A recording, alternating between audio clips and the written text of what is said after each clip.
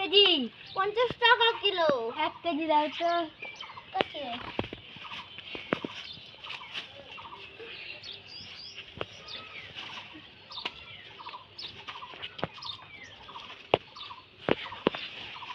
এগুলা কেজি ভাই, এগুলা আম্মু ধরো 1 কেজি টাকা দাও।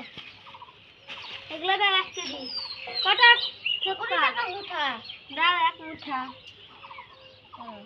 এগুলা কি? ওগুলা জাম দাও তো। কত টাকা কেজি? 20 টাকা আর 500। দাও তো।